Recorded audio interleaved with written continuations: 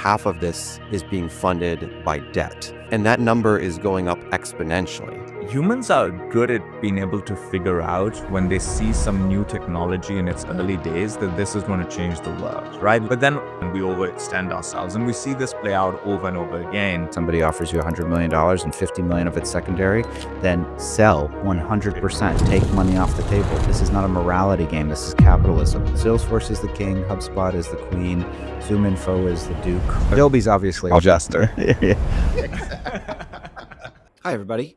Welcome to Topline. It's Sam Jacobs, the CEO of Pavilion, and I'm joined by my co-hosts, AJ Bruno, the CEO of QuotaPath, and Asad Zaman, the CEO of STA. Today, we're going to be talking about artificial intelligence. It's a hot new technology that many people are using to improve their workflows. Just kidding. Are we in an AI bubble? That's what we're going to be talking about. We're going to be looking at a lot of data from Carta, data from Bessemer, and saying, is this a bubble or is this just secular growth and a platform shift that is changing the way the entire world works, and it's not a bubble? Or is it both? Can both things be true at the same time? That's what we're going to uncover today in Topline. So buckle up. Ooh. I like that. Strap in. Strap in. I drove 8 hours over the course of the last 2 days with a crying baby in the back seat. We made the mistake. So then I didn't realize this, but if you're going to do a long car trip, you should not break it up. You should do it all in one go when you have small children. I didn't know that. We stopped in the town Montpellier, which is halfway between Barcelona and Nice. And I hate that place. I thought that was the capital of Vermont, by the way. Isn't it the capital of Vermont? That's true. But this is probably the town after which it was named. And Google Maps and Montpellier need to talk to each other. They haven't talked to each other in a while. And I spent an hour driving around these tiny little European streets looking for the parking garage. Anyway, that's how I'm doing, Asad. You did find it, Sam, though, right? I found the far one, which was about 4/10 of a mile from the hotel. And the guy at the hotel was decidedly unhelpful in helping us navigate towards the parking garage. And I wish Montpellier the worst. That's all. I'm great. Asad, thanks for asking. I really appreciate it. You look very rested. I am. I'm in Playa del Carmen this week for a customer success offsite.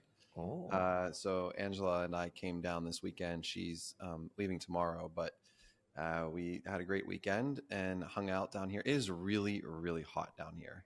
What's your calculus for doing an offsite there versus, I don't know, flying people to Philly? Well, we have a Latin American team, Asad, and our Latin American team, we took a survey and wanted to see if they could get visas to the U.S. And it turns out we're not a very friendly country right now, Asad. So the calculus is we have a challenging government for these types of things. And Playa del Carmen ended up being the cheapest out of everywhere else. Yeah, we had something similar. We were flying them in for their onboarding, and one of them had some real trouble getting the visa. So we had to extend. We thought they would come as part of their onboarding, but they had to come a few months into being with us because it took a few months to get the visa. Yeah. But, I think at the end of the day, I appreciate the global part of our company that we have today. And looking at it from a cost perspective, it wouldn't have been much more inexpensive to do it in Austin, which is where most of the CS team is anyway. So to make the hires or the offsite? The offsite. How big is the total CS team at this point, AJ? Well, we just moved solutions underneath. It's 20 people, I think. Wow. Okay. Yeah. So it's the largest organization in the company. Engineering is probably second, but it's a big team, and we have a new VP of CS, as I've shouted out previously, Ashley, who lives in Montreal, and so her first order of business, which I think is the correct one, is to get the team together and set the culture. So I get to kick it off tomorrow with the vision presentation, which I'm really excited about. That's great. Good for you. Let's get this started. Ready? Okay. Do it.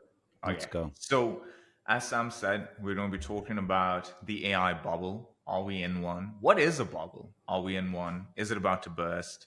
And so, to frame the conversation, a few things I found over the last couple of days. The first is that the scale of investment into AI is just staggering. I looked at data center investments and looking at what they're going to be over the next few years. Check this out. So by 2029, 3 trillion has to be invested into data centers. And this is not taking into account the power that has to power the data centers, the water that has to be used to cool these data centers, just the data centers themselves. We need to spend 3 trillion by 2029. Now, what's really interesting is that traditionally, when these big tech companies, Microsoft and Google, etc., have built data centers, they've been able to fund it themselves through their profits, because these are some of the most profitable companies, actually the most profitable companies in the history of companies. And so they'll just take their profit, the tens of billions they make every quarter in profit, and dump it into these investments.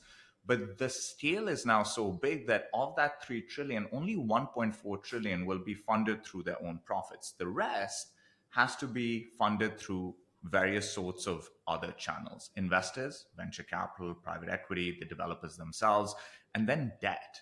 And debt is a really scary way to fund something, especially when the whole hypothesis is that we're going to make these investments. The tech that it's going to enable is going to get better at an exponential rate.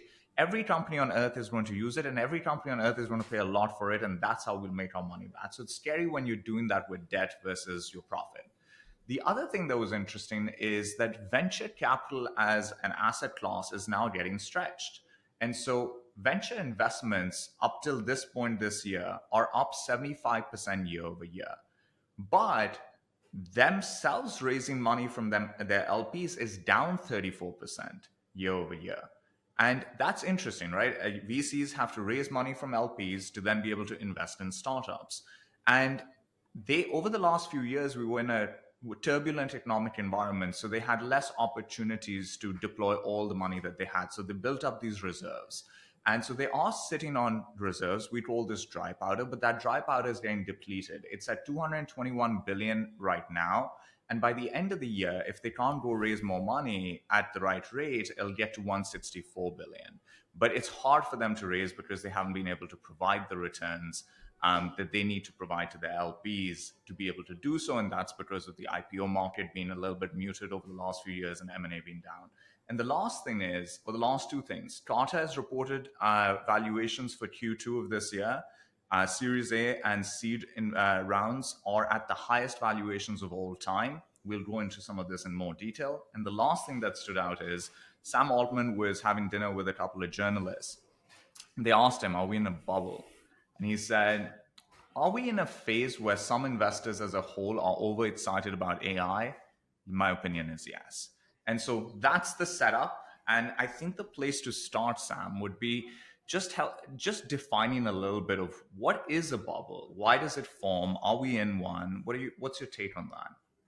I would say a bubble is when investor expectations and perspectives on the future outstrip fundamentals to a sufficient degree because they include a high degree of enthusiasm, hype, hyperbole, that valuations are disconnected from fundamental reality in a way that is, probably a number of standard deviations from the mean.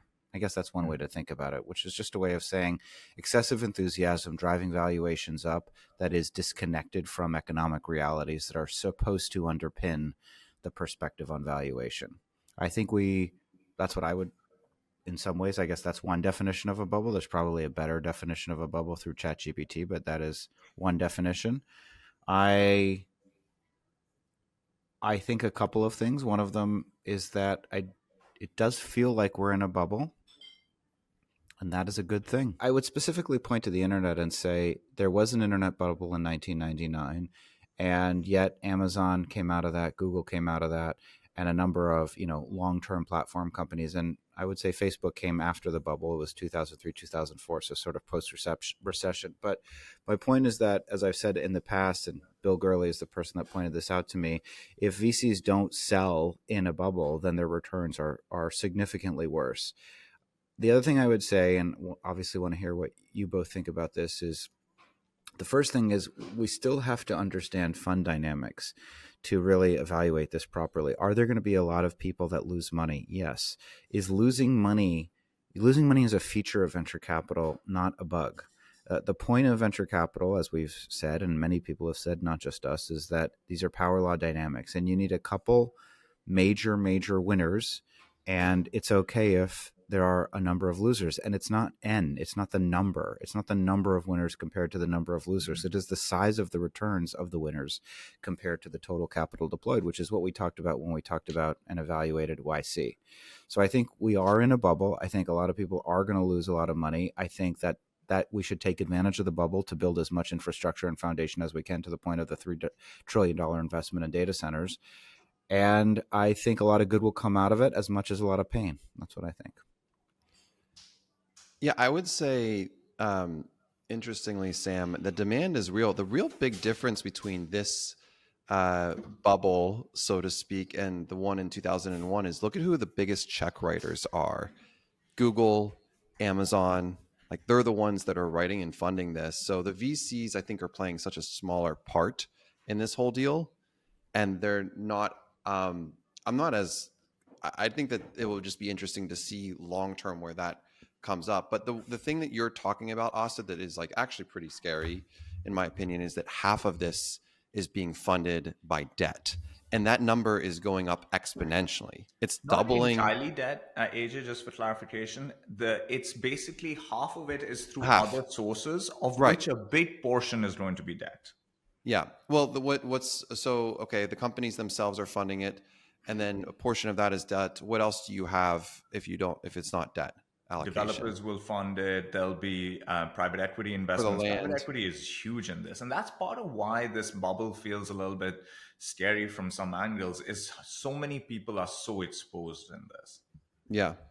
Well, that's the exposure. That's what ultimately makes this a bubble, because, as we've just said, is prices and funding is detached from reality and from fundamentals. And how many times in the last few years have we looked at the PE ratios and said, whoa, these are pretty high. When are they going to come back to normal levels? And for some organizations, they haven't at all. I think in this race to the bottom from a commoditization, and you have these negative margins that we talked about with some of these companies, which I'm sure we'll discuss further again, there's going to be some massive winners, but there's going to be a lot of losers in this. Humans are good at being able to figure out when they see some new technology in its early days that this is going to change the world, right? That's what happened with the internet. They saw the internet and they were able to extrapolate out and be like, wow, this is going to change the world. But then what we're a little bit, it's harder for us to control ourselves in that situation. So then exuberance settles in and we overextend ourselves. And we see this play out over and over again. It almost makes you question how much free will there really is in humans, because we learn lessons from the past, but then when the moment comes, everything goes to the wayside and we behave the way that market forces dictate. I think that's just really interesting. Sam, do you think of it like this ever? Like, humans so good at picking what's going to change the world and so bad at controlling ourselves when that happens? A lot of naysayers, it's very fun to be pessimistic, and it's fun to be negative, and it's fun to be bearish, and it's fun to say, in hindsight, everybody's an idiot. And people really loved writing that just 4 years ago in 2021, when they were talking about B2B SaaS and, zero interest rate environments where everything was going up and crypto was going up. Right. And then crypto crashed and the markets crashed. And a lot of people wrote a lot of articles about how they were so foolish and how could people lose sight of the fundamentals. And yet here we are, where people are losing sight of the fundamentals again. And, we've got all of this writing about the hyper growth, and we'll talk about the Bessemer State of AI report. But I think it's really, really hard for human beings. And I think other people have pointed this out, that you can be as backwards looking as you want, and you can say, I really analyzed the situation and all of these people were foolish, but I'm not foolish and I was level-headed. And I think that it's easy to say and really, really hard to do. And I think many, many people are caught up in a bunch of hysteria right now. And I think one of the places that we all see it is in our corner of the universe, which is go to market. and we've talked about it a lot. But is Clay worth $3 billion? That you mentioned, Asad, that they'll exit the year at, you have good information, I'm sure, that they'll exit the year at 100 million ARR. If that, I actually don't think that that's true, but let's say that it is. That's That's the still most bullish take on where they might land so. up. Let's say that it's close to that. That's still 30 times revenue, when everybody was just lecturing all of us that 6 to 8 is really the mean of publicly traded SaaS businesses or technology businesses. So and you look at other founders that are raising right after they close their last round because of investor exuberance, because people want to put money in, and you see them pushing valuation. I'm sure at some point Fixer will come out and tell us they're worth $1 billion. And I can tell you, I tried, even as an advisor, I turned it back on. I had turned the drafts off and I turned it back on, and that lasted about a half a day. I just can't do it. But I do like the way it organizes my inbox. But my point is, you're going to see a lot of the fallout in places where if you just do the fundamental analysis and you say, as we've said many, many times, right? And maybe you could include Adobe in there, as go-to-market tech, like very broadly extrapolated. But Salesforce, HubSpot, ZoomInfo, and each one of those is a step function below the other one. Salesforce is the king, HubSpot is the queen, ZoomInfo is the duke or the prince or whatever. Jester. Adobe's obviously probably the jester. Adobe's up there, but my point is, there's so many different companies that are telling us that they're going to be worth billions and billions of dollars operating in a space that hasn't, where the mature companies are nowhere close to that.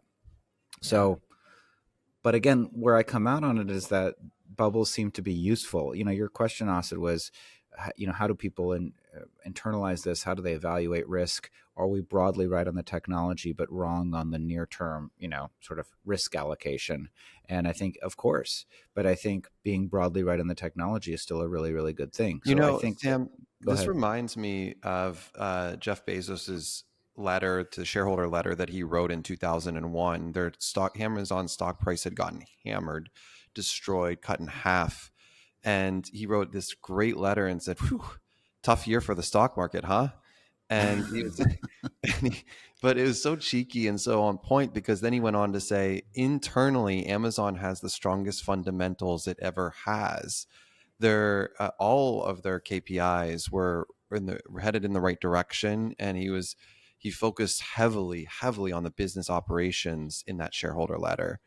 And I think that that's the point. I mean, we're here talking about some of these things, but I think the point being is that as an operator, if you look at this, anytime Asad talks about this triple, double, and then goes to quadruple, triple, and 0 to 100 million in 6.5 seconds, I'm just like, man, my company's such a loser. Why can't I do that?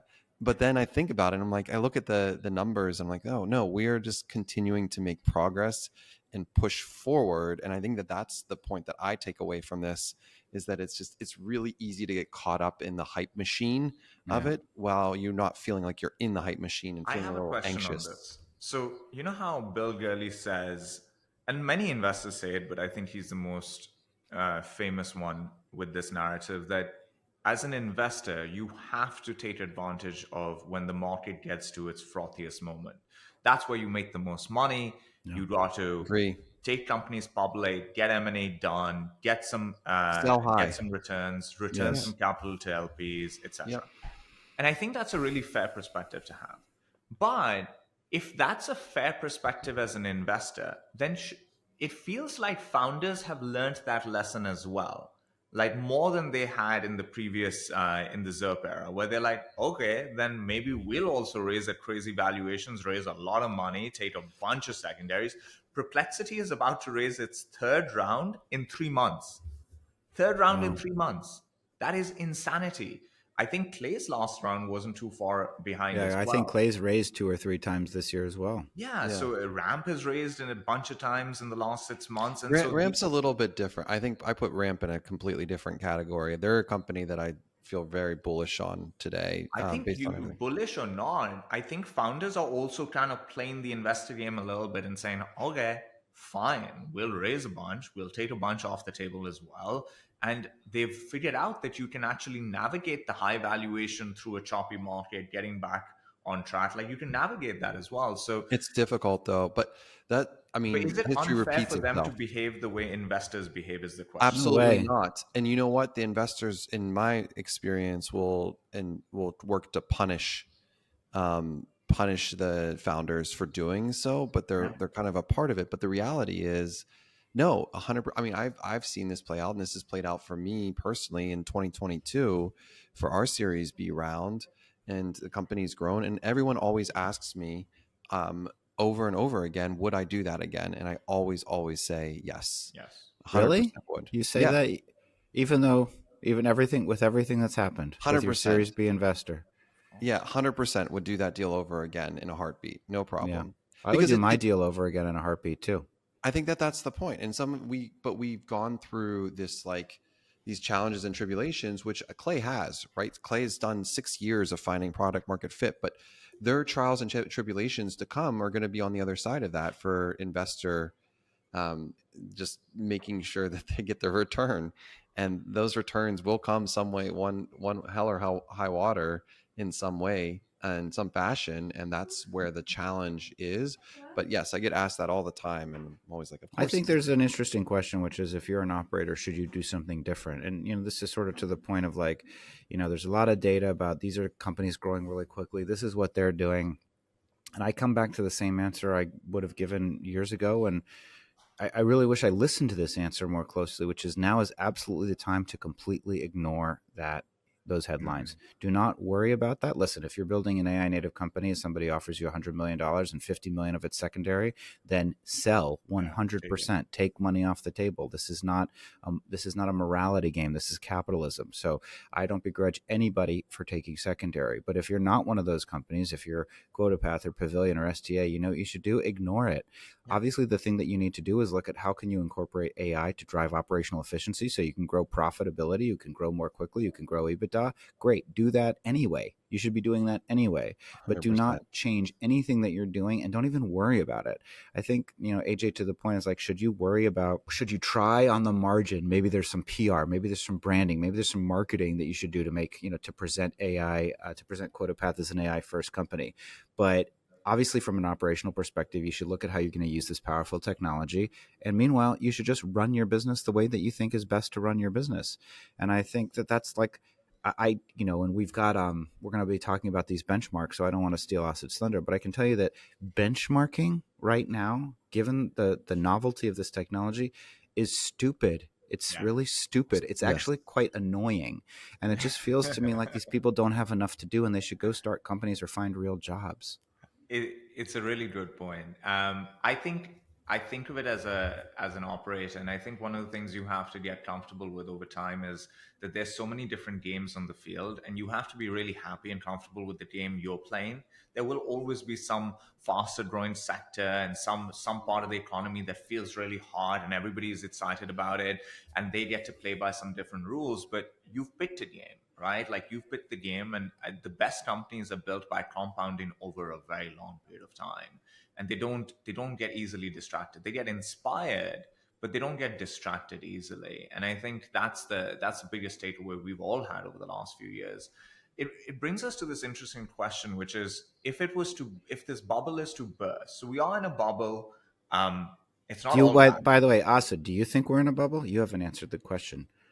I think so. I think what you said about 99 makes a lot of sense, which is it feels like that. It feels like we have correctly figured out that this thing is really powerful and one day in the future will define the way we live. Just the way that the internet today, I live in Chrome, right? You live in Chrome, and that is the portal to the internet for us. And so I think we have figured out that this thing is going to change the world.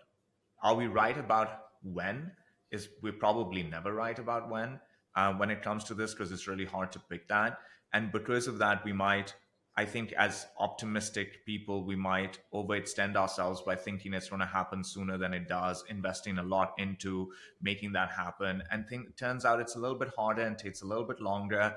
And if that's the case, there will be a moment at some point where we have overextended and something changes in the market and everybody realizes we've overextended, and then they have to quickly correct it. And the correction is painful, but what happens if you don't correct? If you don't correct, you get more and more overextended. And at that point, you can land up in a situation where instead of a recession, you get a depression.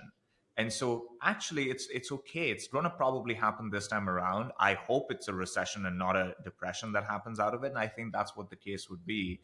What I'm curious to get your take on, Sam, is what might lead to that? One argument we hear out there is that when the AI stops improving at an exponential rate, that is when some steam is going to get let out of the market, because a lot of the assumptions behind these heavy investments that have been made is that the technology will keep improving at these exponential rates. GPT-5 just came out and it feels like an incremental improvement, not an exponential improvement.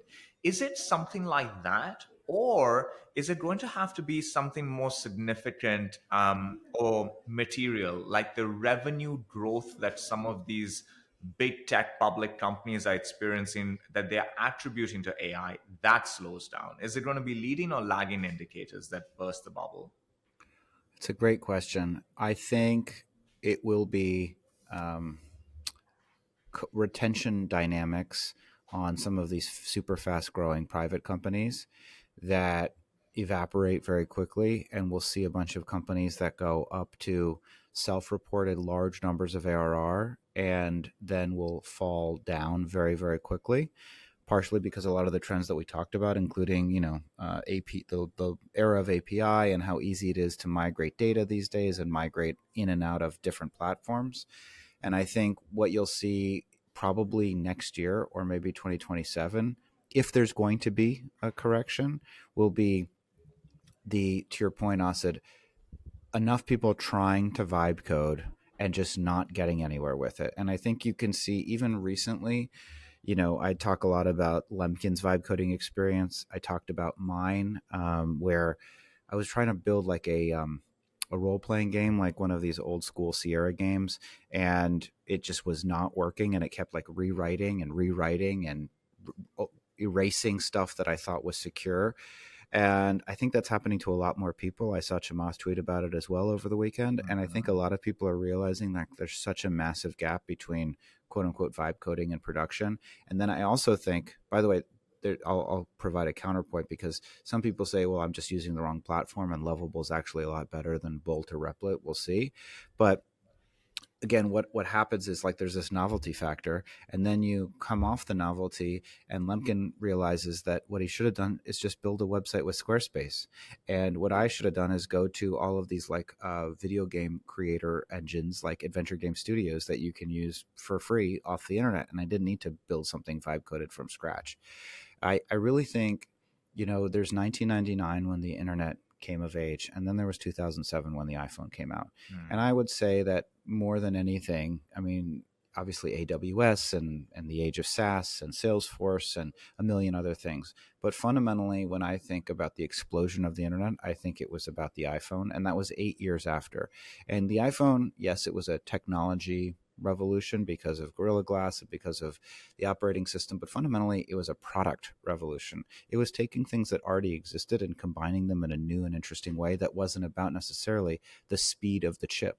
And I think we're still talking about GPT-4, and GPT-5 failed on these benchmarks but beat on these benchmarks, and I don't think anybody really gives a shit. I think what we want is the right product experience that helps us solve problems that we can count on being solved 100% of the time the right way when we need them. And I think in some ways ChatGPT does that, by the way. I think, it has solved a bunch of problems, but I think there's a lot of other areas where there hasn't been that product revolution, which is why we're talking about speeds and feeds still, and not talking about how this thing completely and fundamentally changed my life. Although, again, on a day-to-day basis, I think we can argue that ChatGPT has. I think it's go ahead, Sam. Go ahead, AJ. Well, I just think it's so funny because of the point you made about Replit and being able to code these things. And we're dealing with issues that software engineers have had for the history of time, rolling back to a different version, which is, by the way, something that you can now do in Replit. So it exists there.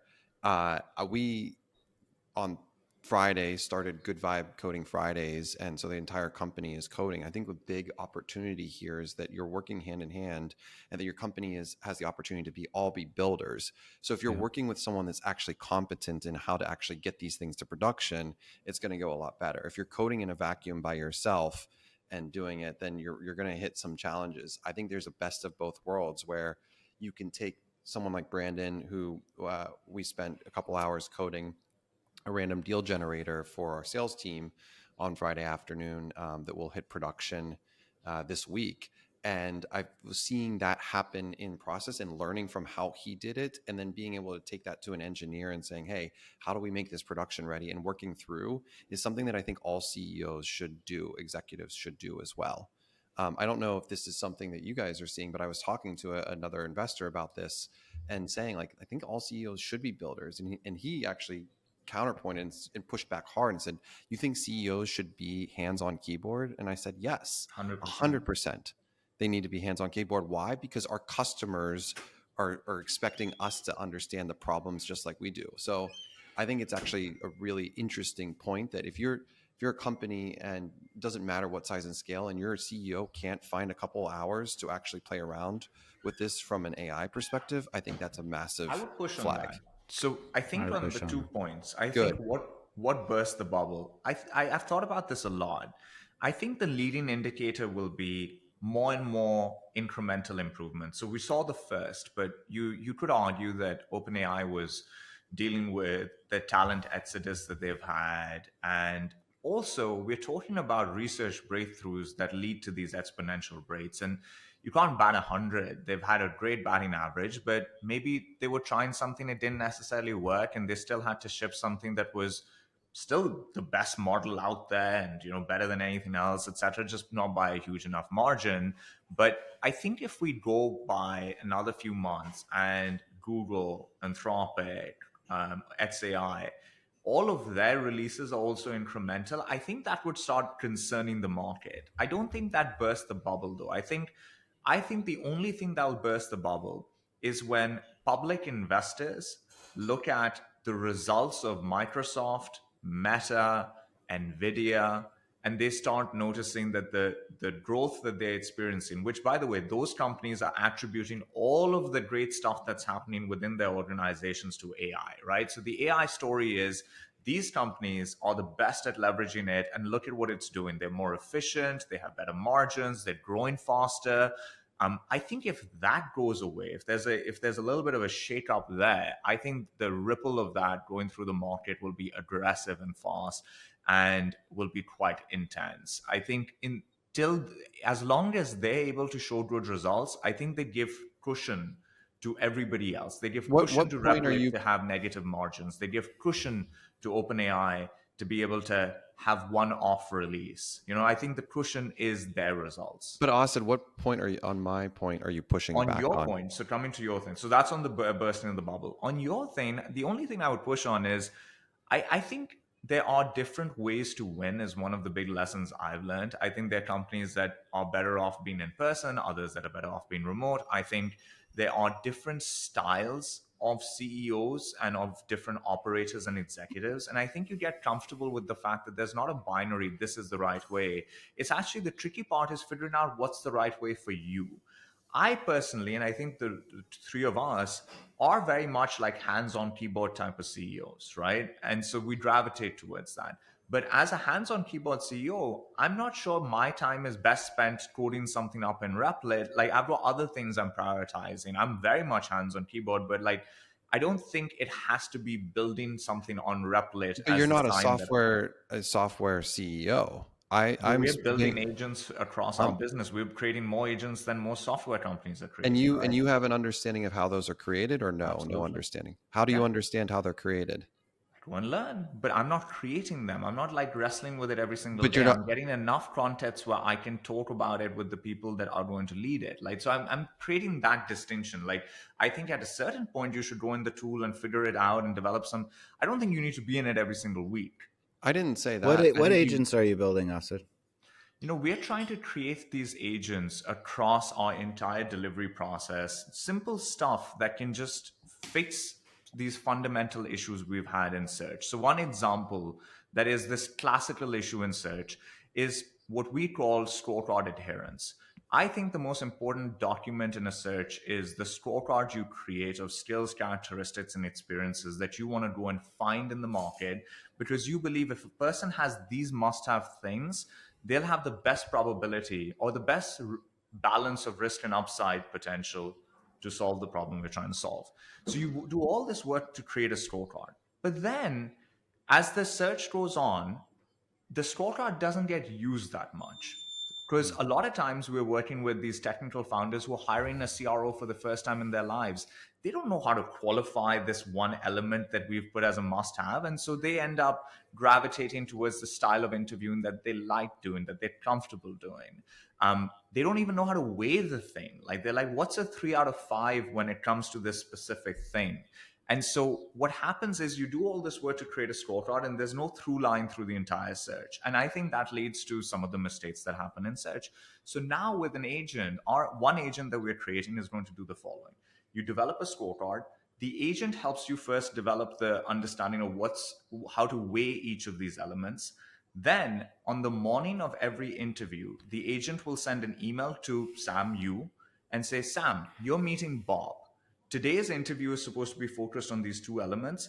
Here's 10 ideas of how to qualify these things. Super simple, right? This is not like rocket science, but it would change the experience for that person, for our client. Like our client would be like, great, I know what I'm looking at, looking into, and I know how to look into it.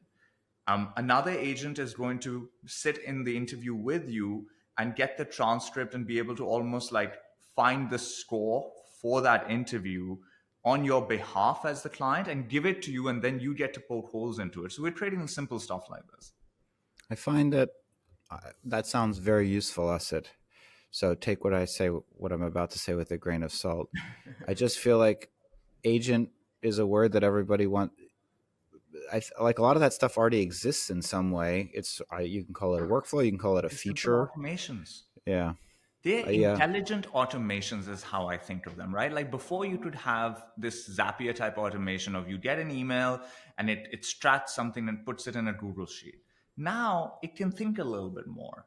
And so you just leverage that extra bit of thinking, but this ain't like, we're not doing rocket science over here. I don't think anybody, where I was going with that is I don't think anybody is. I think I think to the point of, the original question is like, is this a bubble? And the way I think about it is like, there's this massive amount of smoke, like a bomb has gone off. Although I don't love that war imagery, but like, there's been a big hullabaloo and there's a bunch of crap in the atmosphere and you can't see anything. And does that mean that it's all fake? No, there are real things that are happening inside the hullabaloo, but the hullabaloo will fall to the ground. The dust will settle and there will be much less than you thought inside that huge cloud of dust and shrapnel and And I think I get to say that it's not rocket science because I'm a services company that's going to use this thing to make us better, but we'll never sell this thing to somebody else, right?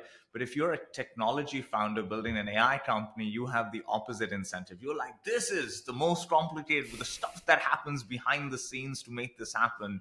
It's rocket science. And it's this interesting dichotomy. AJ, you were saying? The point you were making earlier that we're going to have these things come down to earth, and Sam's point, I fully agree with. I mean, we have seen a handful of examples of this. I think of Jasper AI. Do you all remember Jasper was like a rocket ship that went from 0 to $50 million in revenue and then came back down to earth. I don't know what their revenue is today, but it was all on the predicated of being this like AI wrapper. I feel like they got caught up in a marketing messaging issue as well, because what they're doing is what companies are launching. They were early. They were a little bit early. And I think we're going to see a lot of those type of companies in the next 12 months. I think 12 months is probably the right timing. We are 100% in a bubble. I don't think a startup going under is going to burst the bubble, though. No, not a startup, but thousands of them. I don't think thousands will go under. I think it will come from big tech. I think the bursting of the bubble comes from big tech. And what does that mean?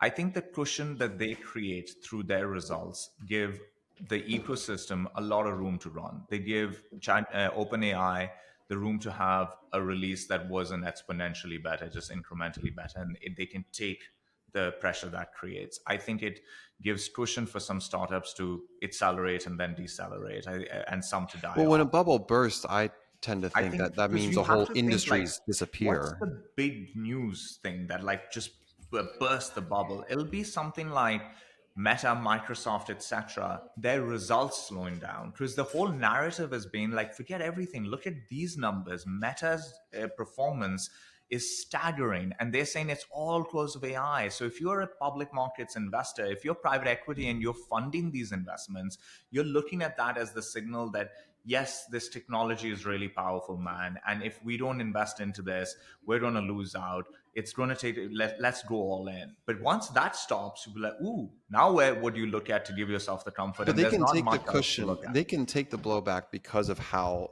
much, I mean, cash they've had on the reserves. So the debt, the other half of the financing on capex, that's where the bubble actually potentially bursts, because they get scared. You know, Zuckerberg can do metaverse and be like metaverse, and then no one ever does anything. And they put what, $20 billion to work in metaverse. You never hear anything. Asad's point is like the scale of these data center and infrastructure investments dwarfs, you know, anything that we're talking about. And I'm just trying to think through like what are the things that typically tend to burst bubbles, and there do tend to be. I think one of the things that is a big contributor to bubbles tends to be opacity. I'm just thinking about, you know, the most significant bubble that I've experienced in my lifetime had nothing to do with technology, or very little to do with technology. It had to do with the great financial crisis, which was the inscrutability of financial instruments that people were using to take shitty mortgages and put them into mortgage-backed securities that were sort of AAA rated, and the ratings agencies were in collusion. But the reason that triggered this great unwinding is because it was hard to see what was actually happening. The thing that triggered, you know, to the extent that there was a 2021 bubble, the COVID bubble, what was the thing that triggered that quote unquote collapse? And if I think about, you know, companies like Dooley raising $100 million off of, you know, not very good technology, that definitely seems like a bubble. I think the thing that seemed to trigger that bubble was inflation.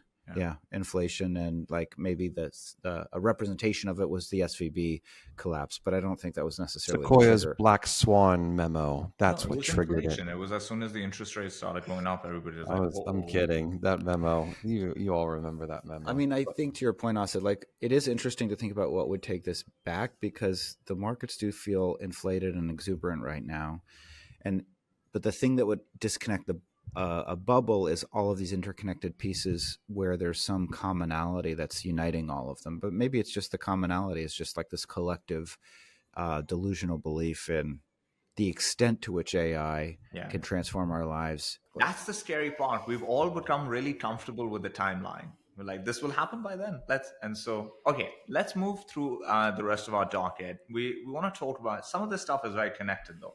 Let's talk about Carter valuation data that came out. I want to share some stuff with you guys. So the first is seed and Series A valuations at an all-time high. That's interesting. They actually released through all stages, seed to Series D, the valuations across different percentiles. And I want to read some of this out to you. So seed, the 75th percentile is $30 million is the valuation on average at that percentile.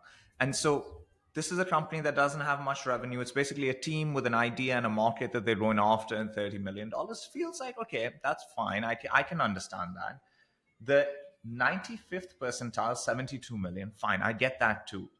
99th percentile, 161 million. At seed. At seed. An idea, a bunch of people, and that's it. And that's really it at that point. And 160. Well, these are medians or means? Because I'm sure Mir Murati is throwing off the entire. The 75th percentile is 97. The 95th percentile is 250 million. Okay. The 99th is 716. And the last one I want to show you is Series B. Upper end, the 75th percentile is 262 million. Okay, fine. When ZERP happened, you know, AJ got something close to that, right? So that kind of made sense. It's true. A deal he would do over again every 5 days a week. Over again. Twice on Sunday. And that's a company that's somewhere between $5-10 million, and they're getting a huge multiple. The 99th percentile for a B stage company is $2 billion.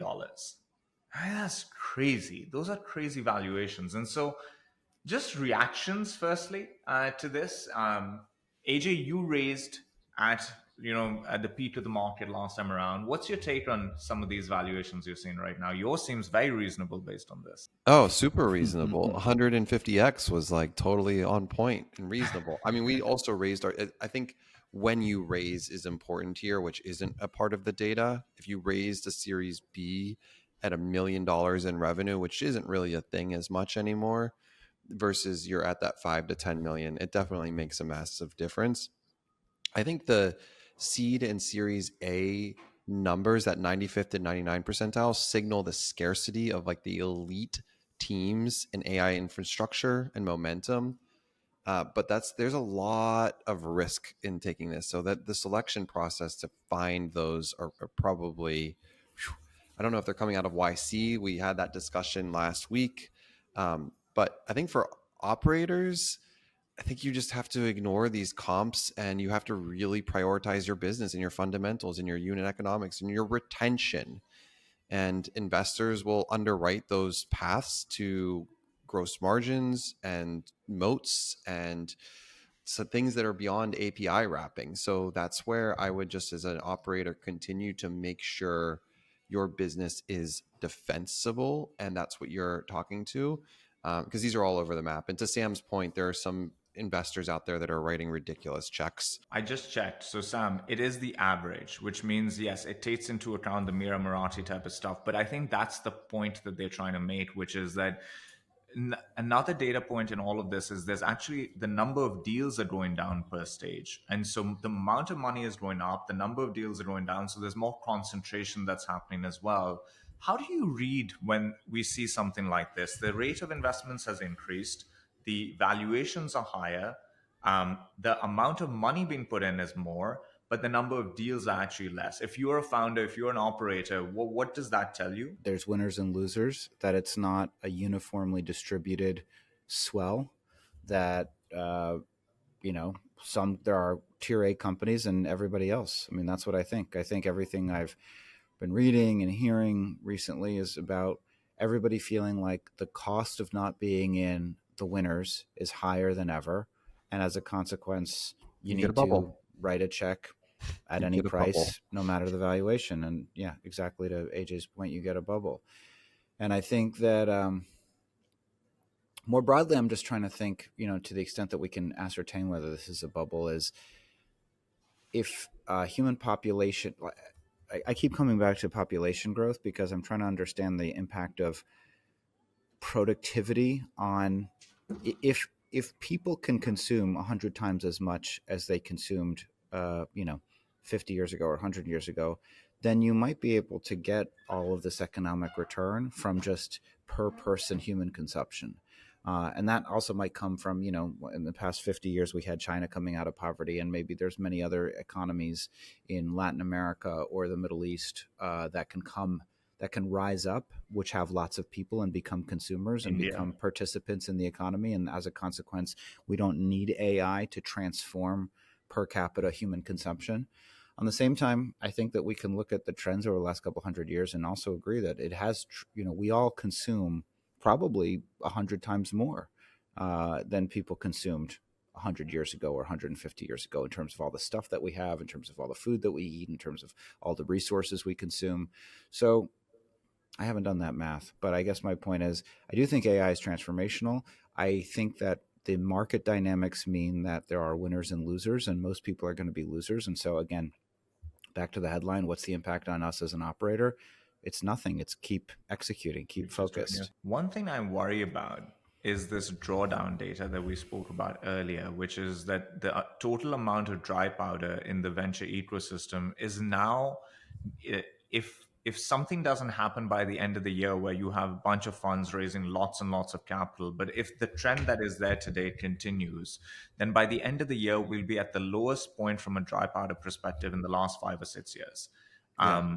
And so that's a really interesting thing, because if a bubble is to burst, one of the things that venture capitalists will use these funds for is to help the companies in their portfolios that aren't ready to go out and raise a new round at a higher valuation to go from Series A to Series B. They aren't there yet. And they need a little help to get through to that phase. They need a bridge round.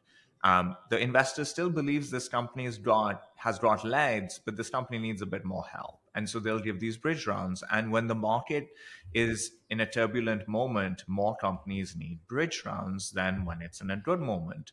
And if they're sitting on lower reserves, AJ,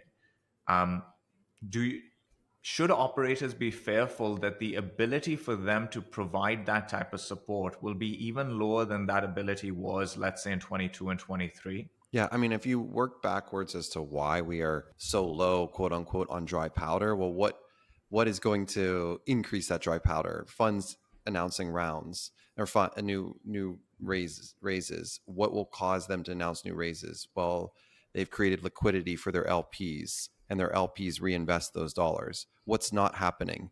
Liquidity. Yeah. So if you go back, and also we should probably look at this data. I'm sure Carta and others have data on exits in 25 in the first half of 25.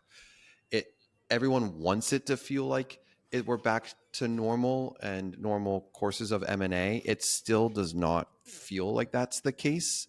And so that's where I would say that like that's something that we can dig into. And if you're an operator, to answer your question, and you're in this position, these bridge rounds are harder than ever to raise. And I'm starting to see some of the terms that we saw in 23 when it was challenging with participation. So 2x participation on seed rounds. I have a couple friends. Yeah. Explain that a bit more for our newer listeners. So if you invest $1 million into a pre-seed of 5 million, so you have a post-money valuation of 6 million. If you had 2x participation and you sold the company for $6 million, let's say, that means that investor that participated $1 million now gets $2 million off the top, and then they get their 20% or whatever they own on the rest of the funds left, the 4 million. So they ultimately make maybe $2.5–3 million off of that $6 million round. My math might be a little off on that, but the idea is the same. It's downside protection for the investor. Now, if you're doing that at a seed and you go on to raise, one, you've set a precedent. So your future rounds, an investor is going to look at that. Oh, you did participation on the previous. I'm just going to keep that going because I want to be preferred on the top. And two, the idea, I guess, would be if you raise a massive round, then that participation at the early rounds won't be that much. You'll be like, I don't care about that $1 million. But the reality is it's setting a really bad precedent right off the bat. And I've seen two founders, both in kind of that bridge round piece where that participation has come up. For founders, it should be when the market's hot, raise as much. Do what AJ did. Raise a lot of money. Don't care about your valuation. Just don't spend it all. That's really like... I don't agree with that. Don't raise a bunch of money. Only raise a bunch of money if you can take some of for yourself. Yeah, 100%. That is... Yeah. If AJ raise hadn't taken any... money, take a bunch of it yourself. Don't spend all of it.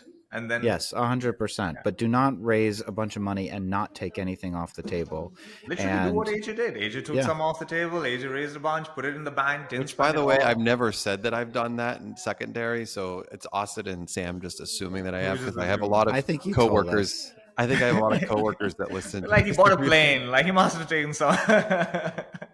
Hey, you guys said it, not me. I'll leave it at that. I want to move over to the Bessemer data for a second. So Bessemer put out their State of AI report, and they did a couple of things. One thing they did was they defined these type of companies called supernovas and shooting stars. And they said a supernova is just the hottest AI company you can find. It goes to 40 million in its first year in revenue. Second year is 125 million. They have about 25% gross margins and about $1.1 million ARR per full-time employee. Then they said the next cohort are these shooting stars. They grow a little bit slower, but they're still impressive. They go to 3 million in the first year, 12 in the second, 40 in the third, and 103 in the fourth. They have better gross margins and lower ARR per employee compared to the earlier bucket, but these are still high quality businesses. And so then they did something that I found a little bit crazy, and I want to get your perspective if you think the same. They said, remember triple, triple, double, double, double, where you would grow your revenues triple in 1 year, triple again, and then you double it for the next 3 years, get to 100 million in 5 years. Well, it's been replaced by what we call Q2T3. You're going to quadruple it in the first year. Then you're going to quadruple it again. And then you're going to triple it for the next 3 years. And they're like, this is the new standard. This is what great looks like. Sam, is this insanity? Like, is this just a bunch of investors hoping this world is going to materialize? Because there's no data on this. Like, we haven't had like AI. I think it's around. Really stupid, and really annoying. And I think trying to bench. Well, let's listen. What we should do is we should do this. Which well, of course we do it every week. But like, let's check in a year or 18 months, and then we can see. But right now, saying that these are benchmarks, Bessemer did invent the triple, twice, double 3 times, but they invented it after years and years of studying, public SaaS businesses and what their path to IPO was. Like they're working off a tenth of the data right now, so I just think it's a little silly, and then they're trying to pioneer. After Eileen Lee, coined the term unicorn, everybody is in search of what can they use for branding, and their CMO probably reviewed the stock and was like, because every VC has a CMO now, and was like, hey, what are we going to call it? Well, let's call them shooting stars and supernovas. It's like, please. I read this report. This report was written by ChatGPT. This was a really badly written report. Like every tell of like AI slop was in it. Like, it's not this, it's that. Like the whole document was. I hate that it's not this, flyer. It's that. The flyer that you put that was done by GPT as well. The little like infographic that you showed, that was 100% AI. Yeah, 100%. Also, by the way, just another bot breath thing is the word fluff. When ChatGPT wants to convince you that you're being authentic, they'll say, no fluff, brother. It's like, I'm included. This, you know what this podcast has? A tremendous amount of fluff. AJ, I have a question for you. You know how we've spoken about how these AI companies have this really front foot forward type of marketing. It's more cinematic. It's a little bit more aggressive. Think of Cluey, and versions of that we see. If a bubble was to burst, this type of marketing, do you think they can continue it when a bubble bursts? Like, it feels like this is the type of marketing you can only really get away with when the market's hot and your revenue numbers are accelerating at aggressive rates. But the minute things get tricky, like what happens to all of these companies whose form of go-to-market is this? Like, can you maintain that tonality? Can you maintain that style in turbulent times? I think so. I think it's less of a function of the market is hot and just where we are as social media. I mean, it didn't cost Cluely much to put that together. So it wasn't like they had to raise hundreds of millions of dollars to cut through the noise for it. They created a virality piece. Look at Ramp, though. Ramp has raised a ton of money, and they are sponsors of every podcast, and they should be sponsors of ours. Yeah, exactly. Like every podcast I listen to, I was listening to David Senra and Founders and with Steve Jobs over the weekend. And it was like, my friends, the co-founders of Ramp and how they're building AI. Steve Jobs reminds me of AI and Ramp. I'm like, really? Come on, David. Get out of here. So that's fluff there. That's a little fluff. It's a little fluff. That's the type of marketing that I think actually does go That's away. Not inauthentic. That's straight talk. This is straight talk. Straight talk. It's not this, it's that. That's exactly what it is, Sam. And the question mark goes away. Punchline, question mark, boom, boom, boom. Punchline. Is that another bot thing? Every time there's a short question, the punchline question, and then they say something like that. Or, yeah.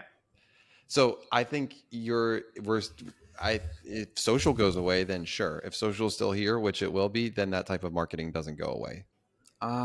Social's not going anywhere. That type of, I think good storytelling to the point of what we're saying, which is we're all able to spot AI writing, and everybody's writing in AI right now, means that good storytelling, I think, is still going to be a pretty important feature. Yeah. And I think that, I am aging out of, I can tell good stories. Can I tell good stories on TikTok? I downloaded TikTok again a couple weeks ago just to like figure out if I could participate in this, even as a consumer. And it made me want to shoot myself and all of the people whose videos All your are being analogies are presented just to me. great. Just dropping bombs and shooting yourself. I know. I'm feeling very violent. Good narratives cannot be commoditized. Great That's for narratives sure. cannot be commoditized. So I'll take the under on it then. I think that some of this is like confidence. And I think confidence for really young founders is really high right now. And I'm curious to see how they manage a turbulent market. And I'm curious to see how that plays through things like marketing. Like I feel that there will be some people that will have a difficult time even envisioning these type of things when the market gets turbulent, things get hard. I think there are some that will fall in that bucket. I will say I'm extremely bearish. Let me speak specifically, because Asad, you're like, some of these storytellers, can create these viral moments and it's intuitive. Listen, there are some people, Jerry Seinfeld, I don't know, Jeff Tweedy for songwriting. My point is, like, there are creators that can consistently David Bowie. Let's say David Bowie. That's a better example than Jeff Tweedy. The point is, there are people that can consistently produce greatness, but not that many. I am bearish on Cluely as a marketing vehicle, and I'm bearish on them as a point of differentiated technology.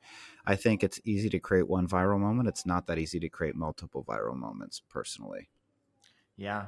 And I think they've definitely been able to do it more consistently than we've seen somebody do it before. But that's why I think some of that actually is impacted by how confident that team is feeling.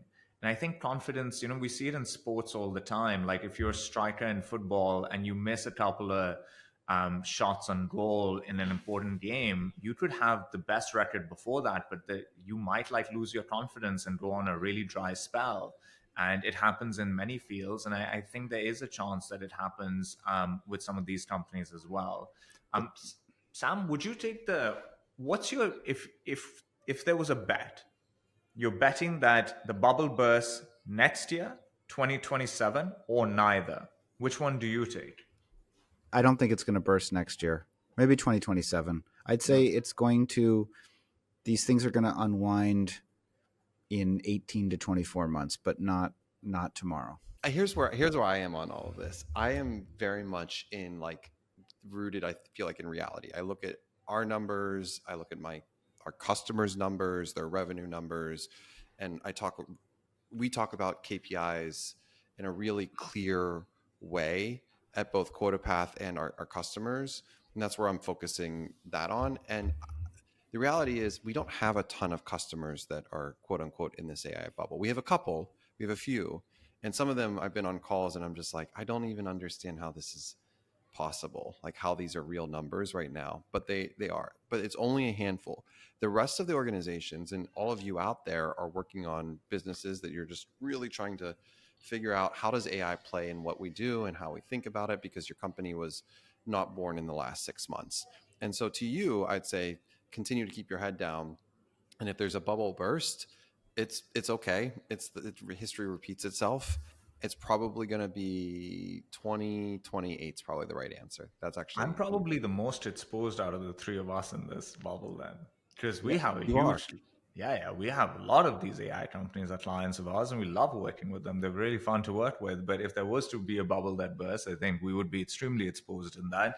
But that is life. I think you just learn after doing this for a long enough amount of time that you have to be comfortable with the ups and downs of the economy.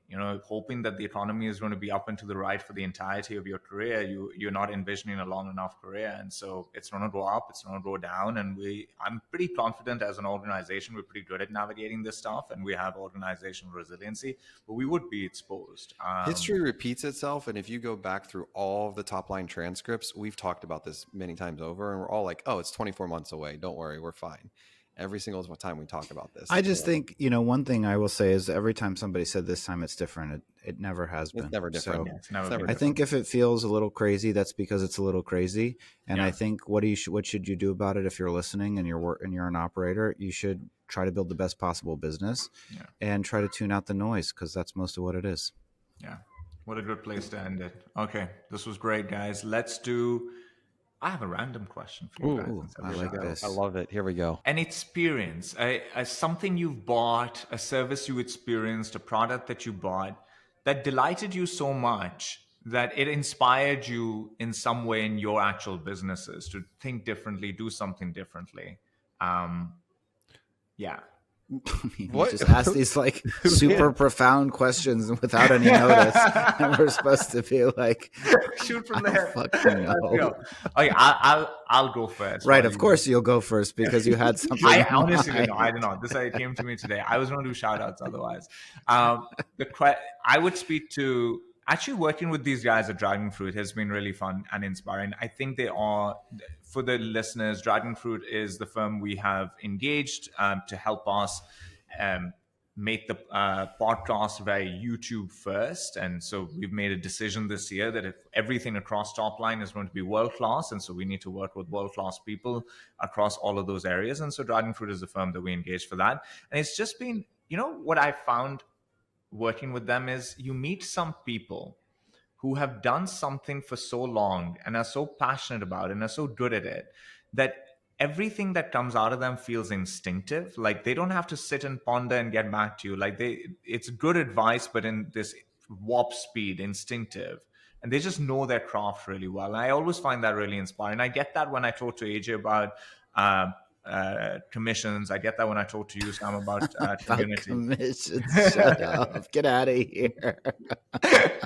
That's AI. AI just inserted that last bit right there. You couldn't even use the word incentives. Like you were like struggling. Get out of here. The actual thing that is actually energizing to talk about. But no, you said commission. Unbelievable guy. All right, I've got one for you. I thought of it. I've been watching Mad Men again, and I'm on the end of season 4. And I think it's very interesting that back then there was, these ad agencies were the demand gen. They were the marketing departments of these major brands. And they did demand gen because they were tracking sales and they had reports that they were running and they were evaluating offers and discounts and promotions. But a lot of it was the story, and the story in such a way that it was nearly, they did focus groups and things like that, but it was not the way. It was not Winter, this Pep's company where you can like test different messages to 2 different audiences. Like there was a lot of at least as portrayed to me through, John Hamm, et cetera. There was a brand story that was bigger than demand gen, and it had a point of view on the world. And when I look at companies, including mine sometimes, they don't manifest an interesting, controversial point of view on the world that stands on its own, unmarket tested, understanding that if we were going to test this, it would not test well because people haven't heard this before and they don't know what they want. And I look at marketing teams and everything, and I sound like I'm Mary Poppins over here, but everybody is so quantitative, everybody's so, funnel focused, and nobody has the courage to say, this is who we are and what we stand for in an interesting, authentic way. And Mad Men has inspired me to try to do that with Pavilion. Oh, that was so good. Yeah, that was really good. I've been thinking about being more opinionated in business a lot, so that was great. AJ. I'll give a quick one. Coming here to an all-inclusive resort has reminded me on what good service is like, where you don't have to think about tipping and like how you actually can just think about the experience.